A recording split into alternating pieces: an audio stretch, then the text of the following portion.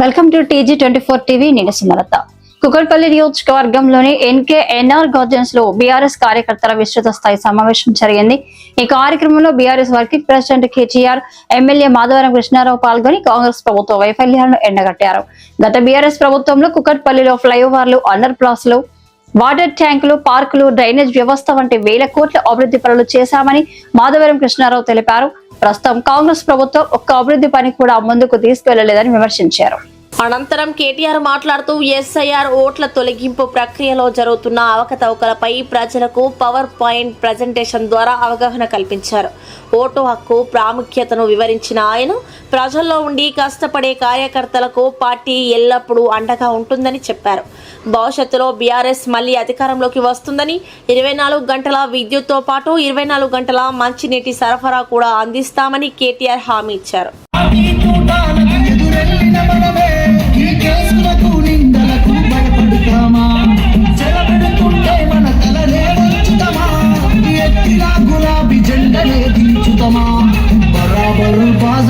జై తెలంగాణ పెద్ద సారు పైన గురవాలే గులాబీ వాన. జై జై తెలంగాణ, జై జై తెలంగాణ, జై జై తెలంగాణ, జై రామన్న. బరాబరు బాజాప్తా జై తెలంగాణ, బంగారమై వెలవాలే మన తెలంగాణ. జై జై తెలంగాణ, జై జై తెలంగాణ, జై జై తెలంగాణ, జై రామన్న.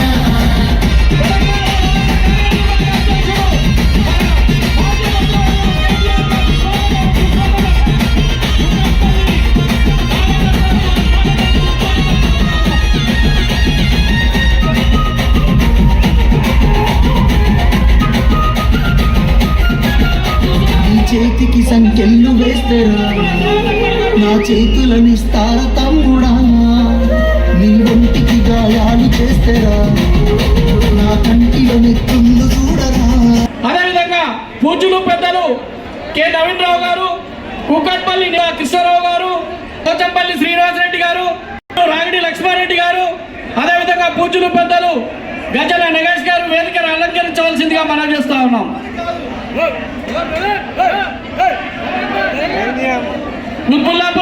కుత్బుల్లాపూర్ నియోజకవర్గం శాసనసభ్యులు వేగన్న గారికి స్వాగతం సుస్వాగతం తెలియజేస్తా ఉన్నాం. దయచేసి వేదికపైకి ఎవరు రావద్దండి, దయచేసి వేదికపైకి ఎవరు రావద్దు.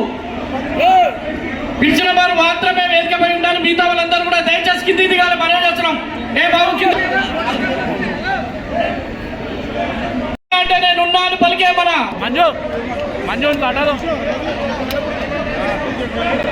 ఎన్నో అబద్ధాలు చెప్పి ఆ అబద్ధాల పునాదులపైన ఏర్పాటు చేసుకున్న ప్రభుత్వాన్ని ముందుకు నడిపించడానికి ఎన్నో అడ్డదారులు దొక్కుతూ ఎన్నో ఈ ప్రజలకు ఇబ్బంది పెడుతూ అరాచకాల అందరూ కూడా తిప్పికొట్టాల్సిన అవసరం ఉన్నది. ఇప్పటికే మన పార్టీ కార్మిక అధ్యక్షులు అన్న రామన్న గారి ఆధ్వర్యంలో చేస్తున్నటువంటి అనేక కార్యక్రమాలు ఇంకా మనం బ్రహ్మాండంగా మనం ఆనాడు కష్టపడి టిమ్స్ హాస్పిటల్ కడితే ముఖ్యమంత్రి గారు పోయి రిబ్బన్లు కట్ చేస్తా ఉన్నాడు. ఆయన జేబులో కత్తెర పెట్టుకొని తిరుగుతా ఉన్నాడు ముఖ్యమంత్రి. ఇప్పుడు మన కేసీఆర్ గారు చేసినటువంటి అభివృద్ధి కార్యక్రమాల మీద ఒక పాట కార్యక్రమం నిర్వహిస్తారు. లక్ష్మణ్ గారు తొందరగా నిర్వహించాల్సిందిగా మనం చేస్తాం. అదేవిధంగా ఎమ్మెల్సీ పోచంపల్లి శ్రీనివాసరెడ్డి గారు, గౌరవనీయులు రాగిడి లక్ష్మారెడ్డి గారు, అదేవిధంగా పూజలు పెద్దలు గజల నగేష్ గారు వేదికను అలంకరించవలసిందిగా. ఆబ్జెక్షన్స్ 30 ఆగస్టు నుంచి 30 ఆగస్టు నుంచి 28 సెప్టెంబర్ దాకా నెల రోజుల్లో వారి అభ్యంతరాలు పరిష్కరించాలి. పరిష్కరించిన తర్వాత 1 అక్టోబర్ నాడు బాధ్యతగా మన పార్టీ కార్యకర్తగా మనందరం కూడా తీసుకోవాల్సిన అవసరం ఉన్నది. మీకు తెలుసు, మన అధికారంలో ఉన్న 10 సంవత్సరాల్లో కేసీఆర్ గారు మరి 13 సంవత్సరాలు ఉద్యమం చేసి తెలంగాణ తెచ్చిన తెలంగాణని ఈ మధ్య కాలంలో ఒక కార్యక్రమం తీసుకొని వచ్చింది. స్పెషల్ ఇంటెన్సివ్ రివిజన్ అంటే మన ఓట్లకు సంబంధించిన కార్యక్రమం. ఆ ప్రజెంటేషన్ పెట్టాల్సిందిగా తమ్ముళ్ళు ఎక్కడున్నారో వాళ్ళు కంప్యూటర్ దృష్టిలో ఆ ప్రజెంటేషన్ పెట్టాల్సిందిగా నేను కోరుతా ఉన్నాను. మీకు ఆ ప్రజెంటేషన్ ఇవ్వడానికి అట్లాగే మీ అందరికీ ఈ హ్యాండ్ బుక్ కూడా వచ్చిందా, రాలేదా, ఇవ్వలేదా అన్న? ఇంకా ఒక 2000 పుస్తకాలు ఎక్కడున్నాయి చేయాల్సి ఉంటుంది SIR కార్యక్రమంలో అని చెప్పి మీకోసం ఒక ప్రెజెంటేషన్, ఆ ప్రెజెంటేషన్ తర్వాత మీకు ఇది ప్రత్యేకంగా ఒక హ్యాండ్ బుక్ కూడా మీకోసం తయారు చేయడం జరిగింది, మీకు ఇవ్వడం కూడా జరుగుతుంది.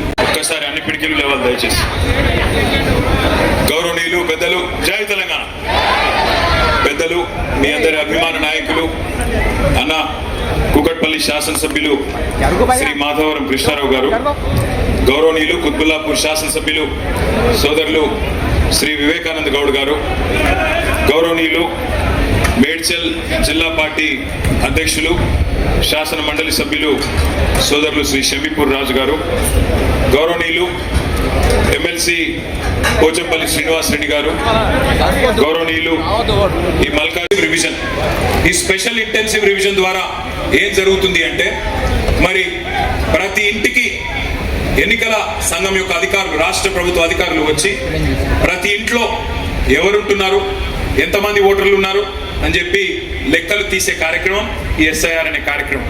ఒక రకమైన వడపోత కార్యక్రమం ఎస్ఐఆర్ కార్యక్రమం. ఎవరు చేస్తారు దీన్ని? ఎవరు చేస్తారు అంటే బూత్ లెవెల్ ఆఫీసర్స్ అని ఉంటారు, బిఎల్ఓస్, అంగన్వాడీ టీచర్లు, మెప్మా రిసోర్స్ పర్సన్లు, వాళ్ళే మీకు తెలిసిన వాళ్ళే ఉంటారు, కొత్త వాళ్ళేమి ఆకాశంలోకి వెళ్ళి రారు. అంటే ఏంది అసలు ఈ ప్రక్రియ ఏంటిది, ఎన్నిసార్లు జరిగింది? ఎస్ఐఆర్ ఏమి మొదటిసారి జరగడం లేదు భారతదేశంలో. ఎస్ఐఆర్ అనేది స్పెషల్ ఇంటెన్సివ్ రివిజన్ ఇదివరకు 13 సార్లు జరిగింది భారతదేశంలో స్వాతంత్రం వచ్చిన తర్వాత. ఇది 14వసారి. చివరిసారి ఎప్పుడు జరిగింది అంటే మనకు ఉమ్మడి ఆంధ్రప్రదేశ్ ఉన్నప్పుడు 2002వ సంవత్సరంలో ఆనాడు ఎస్ఐఆర్ అనే కార్యక్రమం జరిగింది. మరి ఎస్ఐఆర్లో ఏం చేస్తారు అంటే చివరిసారి ఎప్పుడైతే ఎస్ఐఆర్ జరిగిందో 2002లో ఆ 2002 ఓటర్ లిస్టు తీసుకుంటారు. అట్లాగే కొత్త ఓటర్ లిస్ట్ అంటే మొన్న 2025 ఏదైతే ఎన్నిక లేటెస్ట్ ఓటర్ లిస్ట్ ఉంటుందో ఆ 2 తీసుకొని పక్కన పెట్టుకొని అధికారులు పోల్చి చూసుకుంటారు. ఉదాహరణకి 2002లో మీ ఇంట్లో ఒక అమ్మాయో అబ్బాయో ఆ రోజుకి పుట్టి లేదు, ఆ రోజు ఇంకా అప్పటికి పుట్టనే లేదు, ఎందుకంటే అప్పుడు పుడితే ఇప్పుడు 24 ఏళ్ళకి వచ్చింటారు. అలా ఆ రోజు పేరు ఉండకపోవచ్చు, మరి ఈ రోజు పేరు ఉంటుంది. కాబట్టి 2 పోల్చుకొని చూసుకొని ఫ్యామిలీ మ్యాపింగ్ ద్వారా మరి కొత్తగా వారిని కూడా యాడ్ చేస్తారు. అట్లాగే మీ ఇంట్లో పెళ్ళి అయితే కొత్త కోడలు వచ్చింది, ఆ కొత్త కోడల పేరు ఆనాడు 2002లో వేరే చోట ఉంటుంది, వాళ్ళ తల్లిగారు ఇంట్లో ఉంటుంది, ఇప్పుడు మీ ఇంట్లోకి వచ్చి ఉంటుంది, కాబట్టి ఆ పేరు కూడా యాడ్ చేస్తారు. ఇది అల్టిమేట్ దొంగల బాబు, చిన్న దొంగతనాలు చేస్తారు. ఈయన మామూలు దొంగ కాదు, దండుపాలెం బ్యాచ్ కు నాయకుడు. కాబట్టి ఆయన ఆ జేబులో కత్తెర పెట్టుకొని ఎక్కడ మనం కట్టిన ఫ్లైఓవర్ ఉంటే అక్కడ పోయి రిబ్బన్ కట్ చేస్తాడు, ఎక్కడ మనం కట్టిన బిల్డింగ్లు, టిమ్స్ హాస్పిటల్ లాంటి బిల్డింగ్లు ఉంటే వాటికి రిబ్బన్లు కట్ చేస్తాడు. మనం కట్టిన డబుల్ బెడ్రూమ్ ఇళ్లకు పోయి రిబ్బన్లు కట్ చేసి మేమే ఇచ్చినామని చెప్తున్నాడు. నేను ఈ వేదిక ద్వారా, కూకట్పల్లి వేదిక ద్వారా అడుగుతా ఉన్నా రేవంత్ రెడ్డి గారు, అయ్యా రేవంత్ రెడ్డి గారు, ఇందిరమ్మ ఇండ్లు అన్నావు కదా, ఇందిరమ్మ ఇండ్లంటివి కదా, ఎస్సీ ఎస్టీలకు 6 లక్షలు ఇస్తా అన్నావు, మిగతా వాళ్ళందరికీ 5 లక్షలు ఇస్తా అన్నావు. హైదరాబాద్ మహానగరంలో ఒక్క ఇందిరమ్మ ఇల్లు నువ్వు కట్టినట్టు చూపెడితే, ఒక్క ఇందిరమ్మ ఇల్లు నువ్వు కట్టినట్టు చూపెడితే నేను శాశ్వతంగా రాజకీయ సన్యాసం తీసుకుంటా, దమ్ముందా రుజువు చేయని చెప్పి నేను వారిని ఇవాళ సవాల్ చేస్తా ఉన్నా. ఒక్క ఇల్లు హైదరాబాద్ మహానగరంలో ఒక్క ఇల్లు ఎక్కడన్నా కట్టినావా, దమ్ముంటే చూపెట్టు. ఉన్న ఇల్లు కూలగొట్టడం తప్ప కొత్త ఇల్లు కట్టే తెలివి లేదు. కానీ చెప్పుకుంటాడు నేను గుంపు మేస్త్రిని అని. గుంపు మేస్త్రి అంటే కడతాడా కూలగొడతాడా మన గెలవకు అడుగుతా. గుంపు మేస్త్రి అంటే కట్టాలా, వీడెక్కడి గుంపు మేస్త్రి? ఉన్న ఇల్లు వాళ్ళ ఓట్లు తీసేస్తారు. నెంబర్ 1, ఎవరైనా చనిపోతే వాళ్ళ ఓట్లు తొలగించడం జరుగుతుంది. రెండవది, కొత్త ఓట్లు ఏమైనా రాయించాల్సి ఉంటే 18 ఏళ్ళు నిండింటే వాళ్ళ ఓట్లు రాస్తారు. మూడవది, ఎవరైనా కూకట్పల్లి నుంచి వేరే కాడికి మైగ్రేట్ అయిపోయినారనుకో, చదువు కోసమో ఇంకో దానికోసమో కూకట్పల్లి నుంచి ఎల్బీ నగర్ పోయినారనుకో, వాళ్ళ ఓటు ఇక్కడ నుంచి అక్కడికి ట్రాన్స్ఫర్ అవుతుంది. అట్లాగే ఎవరైనా ఎల్బీ నగర్కి వెళ్ళి కూకట్పల్లికి వచ్చినారనుకో, వాళ్ళ ఓటు ఇక్కడ రిజిస్టర్ అవుతుంది. అంటే 4 రకాలు. ఒకటి, చనిపోయిన వాళ్ళ ఓటు తీసేయడం. రెండవది, మీకు కొత్తగా 18 ఏళ్ళు నిండితే వాళ్ళ ఓటు రాయించడం. మూడవది, ఇక్కడ నుంచి ఎవరైనా ఓటు ఇంకొకడికి పోతే ఇక్కడ తొలగించి అక్కడ రాయించుకోవడం. నాలుగవది, ఎవరైనా కొత్తగా ఓటు ఇక్కడికి వస్తే వారి ఓటు ఇక్కడ రాయించి ఒరిజినల్గా ఎక్కడైతే ఉన్నారో దాన్ని తొలగించడం. అయితే ఇందులో ఒక చాలా ఇంపార్టెంట్ పాయింట్ మీకు ఇక్కడ ఎక్స్ప్లెయిన్ చేయాలి. ప్రతి ఒక్కరు కూడా ఒక ఎన్యూమరేషన్ ఫారం నింపాల్సి ఉంటుంది. గతంలో ఓటు ఉండొచ్చు. కృష్ణారావు గారు ఉన్నారు. కృష్ణారావు గారు వాళ్ళ ఇంట్లో వాళ్ళ శ్రీమతి, వాళ్ళ కొడుకు, వాళ్ళందరికీ ఒక ఫామ్ వాళ్ళే నింపుతారు. బిఎల్ఓస్ వచ్చి మనకు చూపెడతారు, అన్న ఇది మీరేనా, మీ అబ్బాయేనా అని అడుగుతారు. అవును అని చెప్పాలా, టిక్ చేస్తారు, ఒక ఫోటో తీసుకుంటారు, వెళ్ళిపోతారు. దీని ఎన్యూమరేషన్ ఫామ్ అని అంటారు. ఇక్కడ నెక్స్ట్ స్లైడ్. మొత్తం తెలంగాణలో ఇది చాలా ఇంపార్టెంట్ స్లైడ్, దయచేసి మీరు చూడాలి. ఈ రోజు ఈ నిమిషానికి 3.39 కోట్ల ఓట్లు ఉన్నాయి తెలంగాణలో అని ఎలక్షన్ కమిషన్ వెబ్సైట్ చెప్తా ఉన్నది. మొత్తం పోలింగ్ బూత్లు ఎన్ని ఉన్నాయంటే 35,985 మొత్తం రాష్ట్రంలో. ఓట్లు 3.39 కోట్లు. అట్లాగే పోలింగ్ బూతులు దగ్గర 36,000 పోలింగ్ బూతులు ఉన్నాయి. ఇందులో ఇప్పుడు జరుగుతున్నది ఏంటి అంటే ఆఫీసులలో ఎవరైతే BLOs ఉన్నారో వాళ్ళ ట్రైనింగ్ కార్యక్రమం నడుస్తున్నది. వాళ్ళు ఫ్యామిలీ మ్యాపింగ్ చేస్తూ ఉన్నారు. మీ ఇంట్లో 2002 లిస్టు 2025 లిస్టు పట్టుకొని ఫ్యామిలీ మ్యాపింగ్ కార్యక్రమం ఇప్పుడు వాళ్ళ ఆఫీసులలో జరుగుతూ ఉంది. కానీ ఫీల్డ్ వెరిఫికేషన్ మీ ఇంటింటికి వచ్చే కార్యక్రమం ఎప్పుడు చాలు అవుతుందంటే జూన్ 25 నుంచి చాలు అవుతుంది. జూన్ 25 నుంచి జూలై 24 దాకా ఇంటింటికి వచ్చే కార్యక్రమం అధికారులు ఆ కార్యక్రమం జరుగుతుంది. ఇక్కడనే మరి మన పార్టీ తరఫున కూడా బూత్ లెవెల్ ఏజెంట్లను మనం అపాయింట్ చేసుకున్నాం. ఆ బూత్ లెవెల్ ఏజెంట్ల కార్యక్రమం, బూత్ లెవెల్ ఎవరెవరైతే ఏజెంట్స్ ఉన్నారో వారు కార్యక్రమం ఏంటి, వాళ్ళ పాత్ర ఏందో నేను మళ్ళీ చెప్తాను. జూన్ 25 చాలు అయి జూలై 24 దాకా ఈ కార్యక్రమం కొనసాగుతుంది. జూలై 24 నుంచి మీరు అభ్యంతరాలు చెప్పాల్సింది మరి 30 ఆగస్టు దాకా మీరు అభ్యంతరాలు చెప్పొచ్చు, అభ్యంతరాలు సమర్పించవచ్చు 30 ఆగస్టు దాకా. అంటే ఒక నెల రోజుల పాటు మీరు అబ్జెక్షన్ చెప్పొచ్చు. సార్ ఇది మీరు తప్పు చెప్పారు. అక్కడ ముసాయిదా 31 జూలై నాడు డ్రాఫ్ట్ ఓటర్ లిస్ట్ పబ్లిష్ చేస్తారు. ఏ డివిజన్లో ఎన్నున్నాయి ఓట్లు, ఎంతమందిని లెక్కించినాము. 24th జూలై అయిపోయినాక మొత్తం ఫీల్డ్ ఇన్స్పెక్షన్ అయిపోయినాక వారం రోజుల్లో ఒక లిస్టు వాళ్ళు పబ్లిష్ చేస్తారు. చేసిన తర్వాత మనం 1 మంత్ ఆలోచించండి. ఇంకొక మాట కూడా మీరు గుర్తు చేసుకోవాలని కోరుతా ఉన్నాం. హైదరాబాద్లో ఎట్లా రియల్ ఎస్టేట్ పెరిగింది, ఎట్లా ప్రజల సంపద పెరిగింది, మధ్యతరగతి ప్రజలది ఒక్కసారి గుర్తు తెచ్చుకోండి. ఒకవైపు 1,00,000 డబుల్ బెడ్రూమ్ ఇల్లు కట్టుకున్నాం కేసీఆర్ గారి నాయకత్వంలో. అట్లాగే కొత్తగా బ్రహ్మాండంగా లింక్ రోడ్లు, అట్లాగే ఫ్లైఓవర్లు, అండర్ పాస్లు, కొత్త రహదారులు, కొత్త ఫ్లైఓవర్లు, ఇవన్నీ కూడా 1 కాదు 2 కాదు 42 కట్టుకున్నాం SRDP ప్రాజెక్ట్ కింద.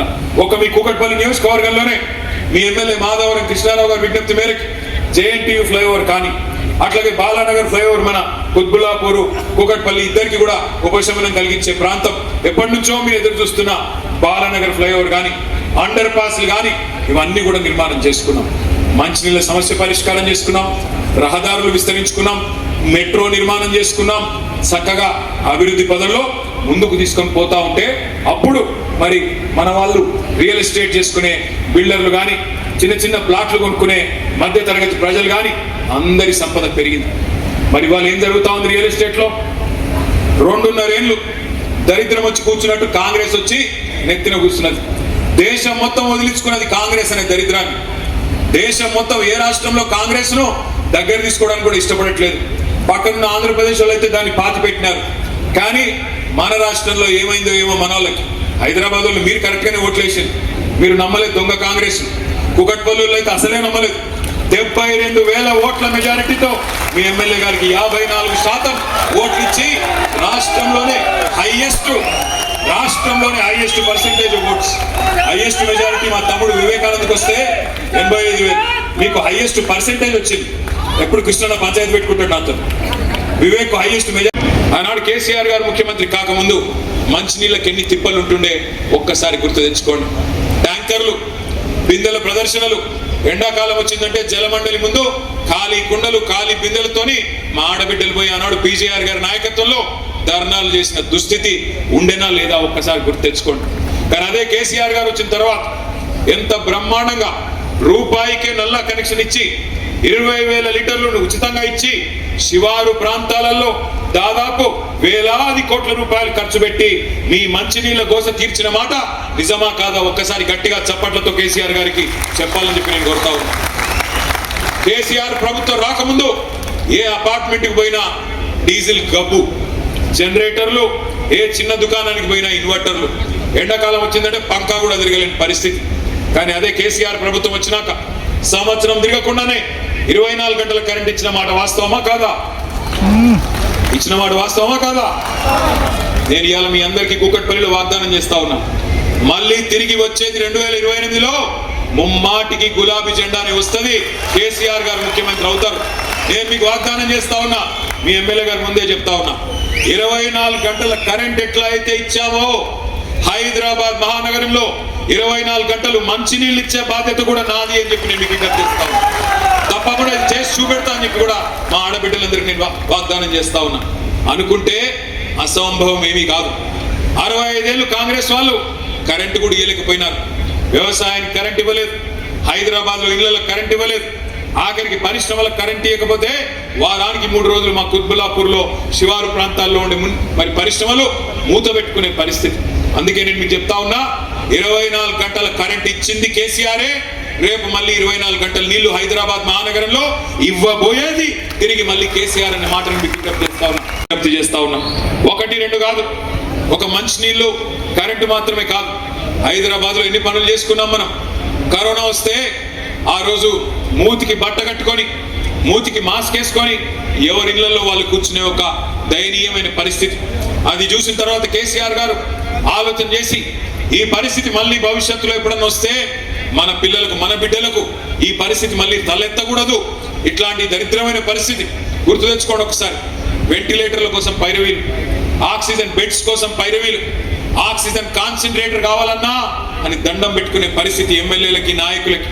ఆ పరిస్థితి మళ్ళీ రావద్దని చెప్పి కేసీఆర్ గారి నాయకత్వంలో ప్రతి బస్తీలో ఒక బస్తీ దవాఖానా పెట్టుకున్నాం. బస్తీ దవాఖానాలు 350 బస్తీ దవాఖానాలు.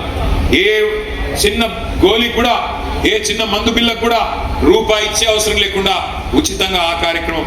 అట్లాగే డయాగ్నోస్టిక్ పరీక్షలు, డి హబ్ పేరిట డయాగ్నోస్టిక్ పరీక్షలు, 24 రకాల వైద్య పరీక్షలు ఉచితంగా చేసుకున్నాం.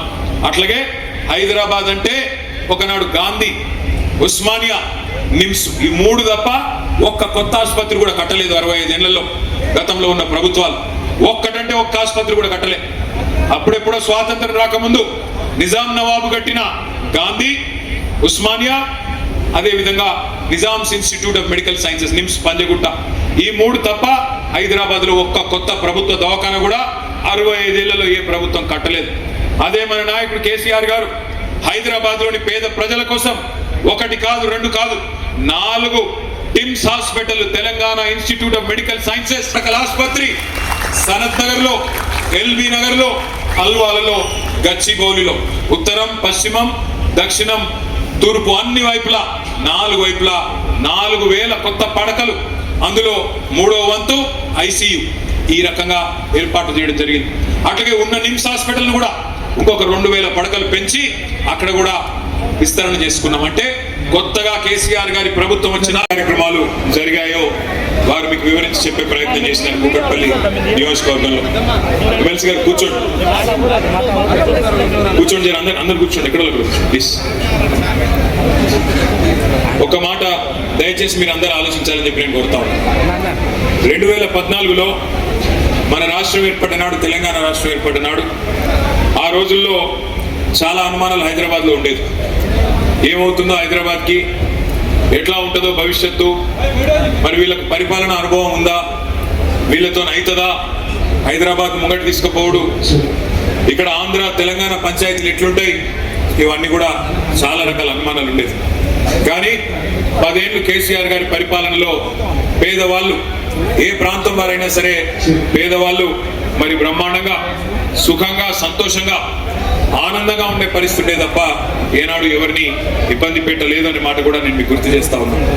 ఉదాహరణకి ఎక్కడన్నా తెలుసో తెలియకో ఒక పేద బిడ్డ ఏదో గ్రామీణ ప్రాంతం నుంచి వచ్చిన వాళ్ళు కావచ్చు, లేదా హైదరాబాద్లోనే ఇతర ప్రాంతాల నుంచి వచ్చిన వాళ్ళు కావచ్చు, ఏదన్నా గవర్నమెంట్ జాగాలో తెలుసో తెలియకనో మరి 20 గజాల్లో, 30 గజాల్లో, 40 గజాల్లో ఒక గుడిసెనో, ఒక షెడ్డో, ఒక ఇల్లు కట్టుకుంటే ఒక మనసున్న ముఖ్యమంత్రి కాబట్టే కేసీఆర్ గారు ఆనాడు జీవో నంబర్ 58, జీవో నంబర్ 59 కింద 2.5 లక్షల మంది పేదలకి ఇదే హైదరాబాద్ మహానగరంలో పట్టాలు ఇచ్చినారు అనే మాట నేను మీకు గుర్తు చేస్తా ఉన్నా. 1 కాదు, 2 కాదు, 2.5 లక్షల మంది పేదలకి పట్టాలు ఇచ్చిన మహానాయకుడు కేసీఆర్ గారు. మరి ఈరోజు కాంగ్రెస్ ప్రభుత్వం వచ్చింది, 2.5 ఏళ్ళు అయింది. ఈ 2.5 ఏళ్లలో ఒక్కసారి ఆలోచన చేయండి.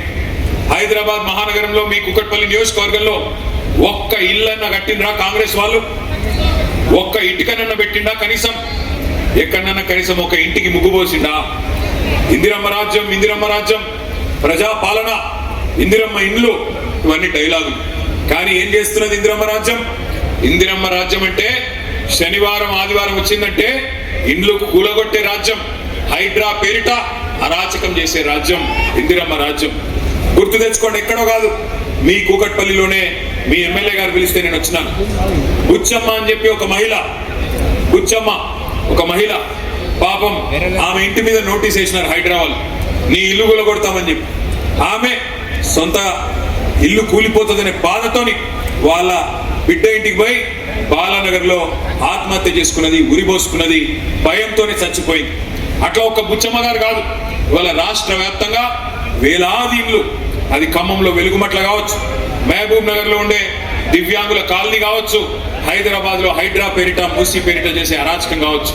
కట్టిన ఇల్లు ఒక్కటి కూడా లేదు హైదరాబాద్ లో, కానీ కూలగొట్టిన ఇల్లు ఎన్నున్నాయంటే వేలాది ఇల్లు. ఇవాళ గరీబోళ్ళ ఇల్లు, గరీబోళ్ళ కొంపలు ఇష్టం వచ్చినట్టుగా ఈ 2.5 ఏళ్లలో కూలగొడుతున్న ఒక చెత్త ప్రభుత్వం, దుర్మార్గమైన ప్రభుత్వం కాంగ్రెస్ ప్రభుత్వం. గారి నాయకత్వంలో ఆనాడు పేదవాళ్ళని కడుపులో పెట్టుకుని చూసుకునే ప్రయత్నం చేసినాం. మనకు కాంగ్రెస్ ప్రభుత్వం ఆనాడు దిగిపోయేనాడు మరి 200 రూపాయల పెన్షన్తో పేదలను వదిలిపెట్టిపోతే కేసీఆర్ గారి ప్రభుత్వం వచ్చిన తర్వాత, మన రాష్ట్రం వచ్చిన తర్వాత ఎంత చేసుకున్నాం పెన్షన్? మనం ఎంత పెంచుకున్నాం? ఎంత అయింది గట్టిగా చెప్పాలా? 2000 చేసుకున్నాం. 200 నుంచి 10 రెట్లు పెంచుకొని 2000 చేసుకున్నాం. మరి రేవంత్ రెడ్డి ఆ 2000 తీసుకునే పేదవాళ్ళందరినీ బుట్టలో వేసుకోవడానికి, వాళ్ళ ఓట్లు దండుకోవడానికి ఏం చెప్పినాడు ఆ రోజు? అత్తకి 4000, అత్తకి 4000, కోడలికి 2500 అన్నాడు. ఒక్కరికన్నా కనీసం 2.5 ఏళ్ళు అయిపోయింది, ఒక్కరికన్నా 4000 రూపాయలు ఎక్కడన్నా వచ్చినాయా? ఎక్కడన్నా కోడలి పిల్లకి 2500 వచ్చినాయా? నేను మొన్న మధ్యన మన కార్యకర్త ఒక ఆయన పెళ్లి చేసుకుంటే పెళ్లికి పోలేదు, ఆ తర్వాత సూర్యాపేట పోయినప్పుడు సరే కొత్తగా పెళ్ళయింది కదా ఆశీర్వదిద్దామని వాళ్ళ ఇంటికి పోయినా. ఇంటికి పోతే అత్త కోడలు ఇద్దరు కూడా చాలా కోపంగా ఉన్నారు ఒకరి మీద ఒకరు. నాకు అర్థం కాల, కొత్తగా పెళ్ళయింది అప్పుడేం పంచాయతీలు ఉంటాయని నేను అనుకుని ఆ అత్తమ్మని అడిగిన, ఏం పెద్దమ్మ కోడలి పిల్ల బాగుందా కొత్త కోడలని అడిగిన. ఏం కోడలన్నా వస్తే 2500 తెస్తుంది అనుకున్నా, 2500 లేదు, ఏమీ లేదు, ఉత్త చేతులతో వచ్చిందని ఆమె అన్నది. ఆ కోడలి పిల్ల కూడా మహా గడుసు పిల్ల ఉన్నది. ఆమె అంటున్నది, ఆ అత్తమ్మ నువ్వు కూడా 4000 తెస్తావు అనుకున్నా, నీకేమైనా 4000 వచ్చిందని ఆ పిల్ల అంటున్నది. దిక్కుమాల కాంగ్రెస్ ప్రభుత్వం పుణ్యమాని, రేవంత్ రెడ్డి ప్రభుత్వం పుణ్యమాని ఇవాళ అత్త కోడలకు కొత్త పంచాయతీలు కూడా చాలైనవి రాష్ట్ర వ్యాప్తంగా. అట్లే అత్త కోడలు ఇద్దరినే కాదు, రాష్ట్రంలోని ప్రతి వర్గాన్ని అబద్ధపు మాటలు చెప్పి, అలవిగాని మాటలు చెప్పి, నోటికొచ్చిన చెత్తవాగుడు వాగి కేసీఆర్ 10,000 ఇస్తే నేను 15,000 ఇస్తా, కేసీఆర్ 2 పంటలకు ఇస్తే నేను 3 పంటలకు ఇస్తా, కేసీఆర్ 24 గంటల కరెంట్ ఇస్తే నేను 48 గంటల కరెంట్ ఇస్తా అని నమ్మబలికి ఓట్లు వేయించుకొని, ఓడ మీద ఉన్నప్పుడు ఓడమల్లన్న, ఓటుకెక్కినాక బోడమల్లన్న అన్నట్టు ఇవాళ మొత్తం రాష్ట్రంలోని ప్రతి వర్గానికి, ప్రతి మనిషికి శటగోపం పెట్టి మోసం చేసింది కాంగ్రెస్ ప్రభుత్వం. అద్భుతంగా పనిచేసినారు, వారికి ఒకసారి గట్టిగా చప్పట్లు కొట్టాలని చెప్పి నేను కోరుతాను. పని చేయడంతో పాటుగా మీ ఎమ్మెల్యే గారు చెప్పినట్టు అధికారం పోయినా పార్టీని మారలేదు, పార్టీని వీడలేదు. మేయరు డిప్యూటీ మేయర్ పోయినా మీ కార్పొరేటర్లు మాత్రం కూకట్పల్లి కార్పొరేటర్లు గులాబీ జెండాను విడిచిపెట్టలేదు. గట్టిగా చప్పట్లు కొట్టాలి. వాళ్ళు నిబద్ధత కలిగిన సైనికులుగా పనిచేసినారు. కానీ ఈసారి నేను చెప్తా ఉన్నా, మరి మళ్ళీ మనం గెలవాల్సిన అవసరం ఉంది, ప్రజల మన్ననలు పొందాల్సిన అవసరం ఉంది. అందుకే నేను అంటా ఉన్నా, ఈ 15 డివిజన్లు, కొత్త డివిజన్లు ఏవైతే అవుతున్నాయో 15కి 15లో ఎవరైతే ఎక్కువ ఉరుకుతారో, ఎవరైతే ప్రజల చుట్టూ తిరుగుతారో, నాయకుల చుట్టూ కాదు ప్రజల చుట్టూ తిరుగుతారో వాళ్ళకే టికెట్లు ఇచ్చే బాధ్యత నాది అనే మాటను విజ్ఞప్తి చేస్తా ఉన్నా. ఎవరైతే కార్పొరేటర్ గా పోటీ చేయాలనుకుంటున్నారో పరుగులు పెట్టండి, ప్రజల చుట్టూ తిరగండి. సమస్యలు కోకొల్లలుగా ఉన్నాయి, నీళ్ళు వస్తలేవు, కరెంట్ చక్కగా లేదు, మళ్ళా వాటర్ ట్యాంకర్ మాఫియా మోపైంది. ఇక దండుపాలెం బ్యాచ్ ముఠా దోపిడీకి అయితే అంతు లేదు. ఒక్కటంటే ఒక్క వాగ్దానం, 420 హామీలు ఇస్తే ఒక్కటంటే ఒక్క వాగ్దానం కూడా నిలుపుకోలేదు.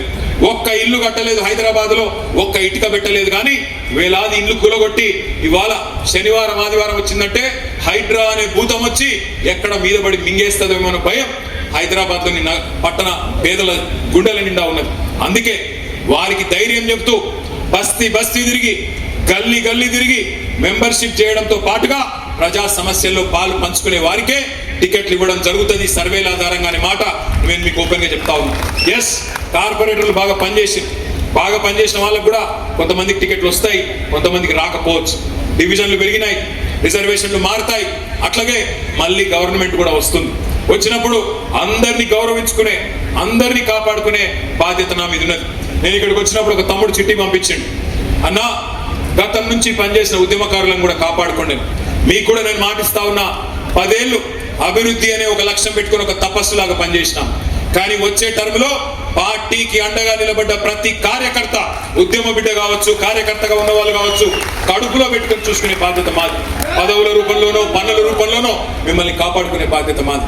వాళ్ళ పార్టీకి కష్టకాలం వచ్చినప్పుడు ఇంతమంది అండగా నిలబడి మాకు ధైర్యం చెప్తున్నందుకు మీ అందరికీ మళ్ళొక్కసారి నేను శిరస్సు వంచి నమస్కారం చేసుకుంటా ఉన్నాను.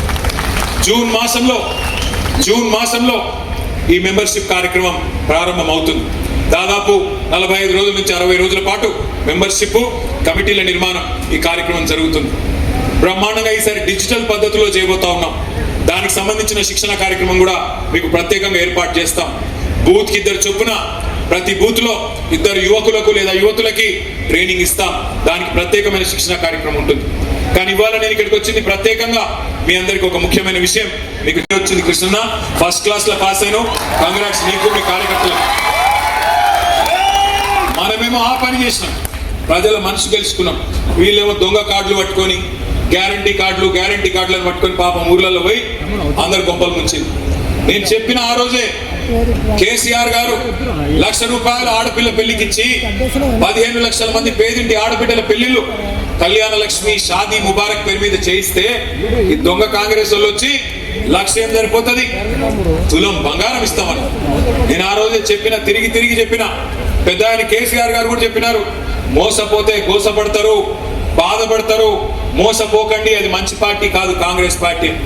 పెద్ద ఆయన కేసీఆర్ గారు పెద్ద మనిషి కాబట్టి మర్యాదగా చెప్పిండు. నేనేం చెప్పినా అంటే, వీళ్ళు బంగారం ఇచ్చే బ్యాచ్ కాదు, కుస్తల తాడెత్తకపోయే దొంగల బ్యాచ్, ఇది నమ్మకండి అని చెప్పిన నేను. కానీ కొంతమంది దురదృష్టవశాత్తు వాళ్ళు నమ్మడం జరిగింది.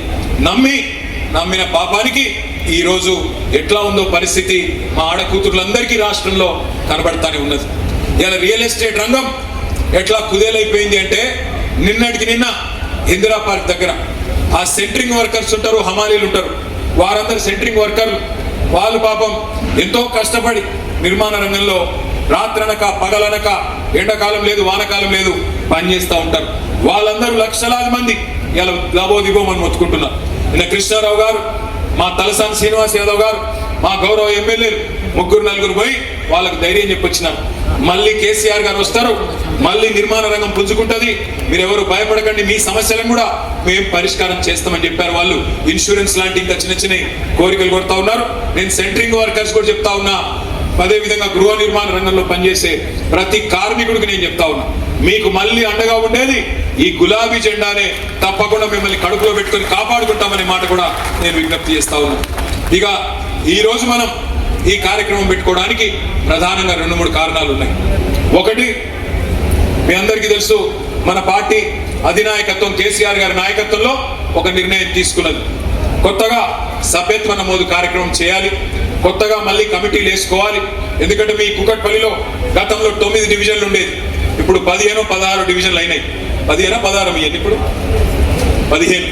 15 డివిజన్లు అయినాయి.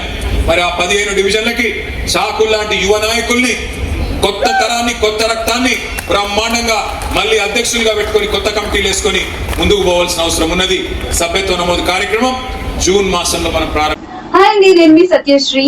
Please do subscribe TG24 TV.